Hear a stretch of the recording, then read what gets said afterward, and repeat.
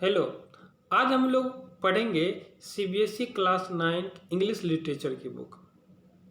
Class 9 में English की दो बुक पढ़नी है, एक बिहाइव और दूसरा मोमेंट।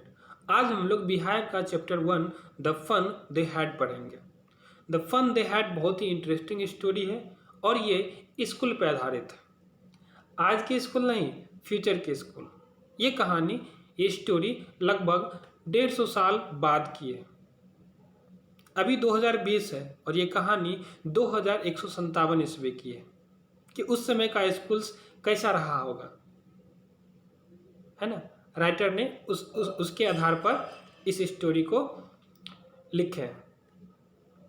तो फ्यूचर के जो स्कूल्स होंगे कैसे होंगे, हम अनुमान लगा सकते हैं कि फ्यूचर के स्कूल्स जो होंगे, जैसे कि अभी हम लोग पेन पेपर वाले बुक का प्रयोग करते हैं, उस समय ऐसा नहीं होगा। सारे ई बुक होंगे, है ना।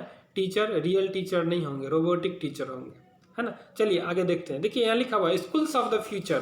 पहला पॉइंट है लर्निंग थ्रू कंप्यूटर्स। उस समय बच्चे पढ़ाई करेंगे कंप्यूटर के माध्यम से। वर्चुअल क्लासरूम होगा, रोबोटिक टीचर होंगे, मूविंग ई टेक्स्ट होगा, है ना। अब देरी ना करते हुए हम लोग चैप्टर्स पे आते हैं और चैप्टर पढ़ते हैं। चैप्टर की शुरुआत होती है, आपको मैं बता दूं पहले कि चैप्टर में दो मेन कैरेक्टर हैं, एक मार्जी और दूसरा इसका फ्रेंड है Tommy. Margie even wrote about it that night in her diary on the page headed 17th May 2157. She wrote, "Today Tommy found a real book." कहानी की शुरुआत होती है जब मार्जी अपने डायरी में लिख रही होती है और वो रात का समय होता है और अपने डायरी में वो पेज के ऊपर लिखती है डेट 17 मई 2157 और वो लिखती है आगे डिस्क्रिप्शन में, today Tommy found a real book. आज टॉमी ने क्या किया है, एक रियल बुक पाया है, यानी टॉमी को आज एक रियल बुक मिला है। रियल बुक का मतलब समझे, हम लोग जो भी बुक पढ़ रहे हैं, पेपर वाले बुक। आगे बढ़ते हैं। It was a very old book. Margie grandfather once said that when he was a little boy his grandfather told him that there was a time when all stories were printed on paper। कहा जा रहा है कि वो जो book था ना बहुत पुराना था। मार्जिस के जो ग्रैंडफादर थे उनको एक बार बोले थे कि जब वो बहुत छोटे थे ना, तो उनके दादाजी जो थे वो बताए थे उनको कि एक समय था जब सारे स्टोरीज जो थे, जो कहानियाँ थी, वो प्रिंट होता था किस पे, पेपर पे। They turned the page which were yellow and crinkly and it was awfully funny to read words that stood still instead of moving the way they were supposed to on screen, you know, है ना। तो बोलते हैं कि वो क्या करते हैं, पेज को पलटते हैं, तो जो पेज था ना वो येलो हो गया था और क्रिंकली भी। क्रिंकली मतलब होता है मुड़ जाना, है ना। देखिए यहाँ दाहिने साइड में लिखा हुआ क्रिंकली मतलब विद मैनी फोल्ड्स और लाइंस।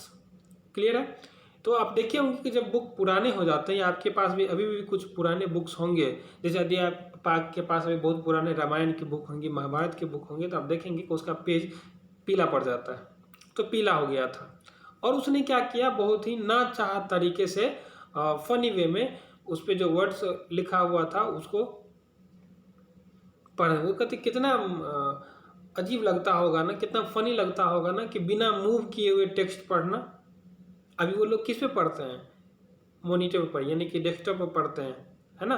तो वहाँ पर डेस्कटॉप पर क्या है कि जो वर्ड आते हैं वो मूव करके निकल जाते हैं। वही बोल रहे हैं कि it was awfully funny to read word that stood still instead of moving the way they were suppose to. जैसा कि हम लोग देखते हैं on a screen, you know, जानते हो ना तुम, वो दोनों आपस में बात कर रहे हैं। And then when they turn back to the page before it had the same words on it that it had when they read it the first time. और जब वो पेज पलटते होंगे, है ना, तो सेम वही चीज़ रहता होगा, वही वर्ड्स रहता होगा जो कि वो पहले पढ़ चुके हैं, है ना, जो कि पहले टाइम में वो पढ़े थे।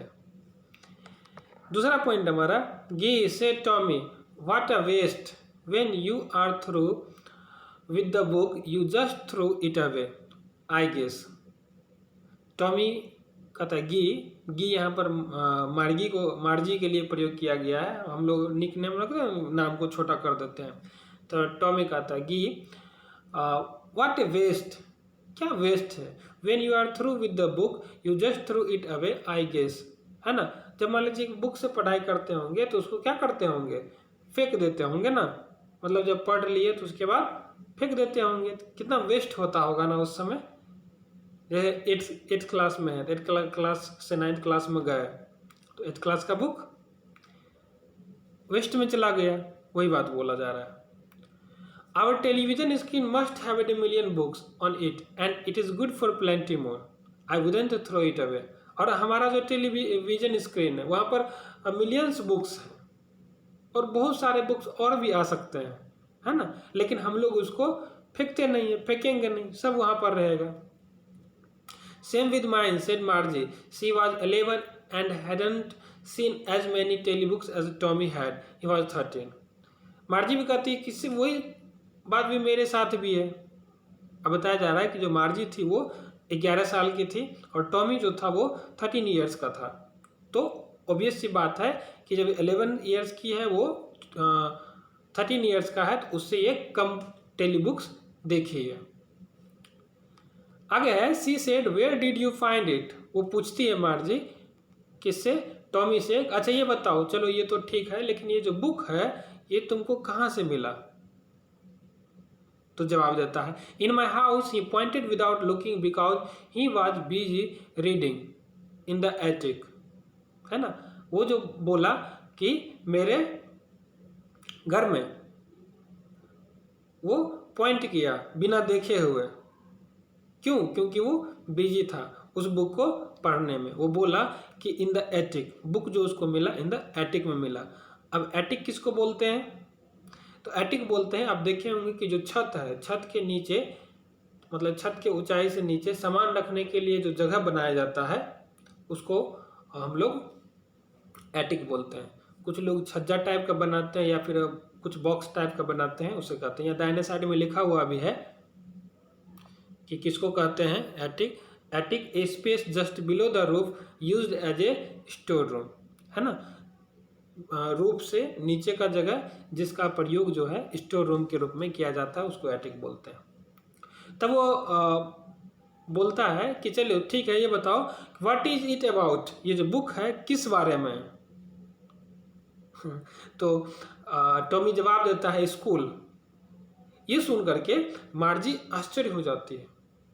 मार्जी was scornful, school, what is there to write about school, I hate school. क्या स्कूल, किसी को स्कूल के बारे में लिखने का क्या पड़ गया, क्या लिखा होगा स्कूल के बारे में।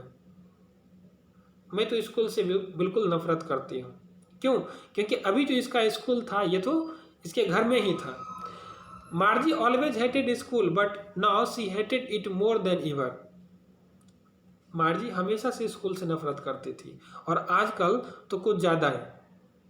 The mechanical teacher had been giving her test after test in geography and she had been doing worse and worse until her mother had shaken her head sorrowfully and sent for the county inspector.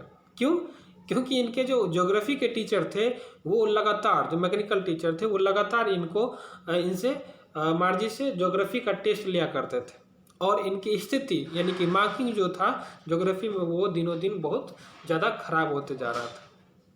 और तब तक जब तक इसकी माँ बहुत ज़्यादा परेशान नहीं होगी, बहुत दुखी हो गई और अंततः उसने क्या किया, काउंटी इंस्पेक्टर को बुलवाया।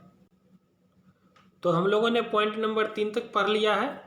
आपको आई होप कि आपको अच्छे से समझ में आ गए होंगे। यदि नहीं समझ में आया तो आप कमेंट बॉक्स में लिखें, मैं जो पैराग्राफ नहीं समझ में आया होगा वो पैराग्राफ मैं फिर से आपको समझा दूंगा। तो आज के लिए इतना ही, आगे हम लोग नेक्स्ट पार्ट में पढ़ेंगे, तो इसे आप ध्यानपूर्वक देख लें। धन्यवाद।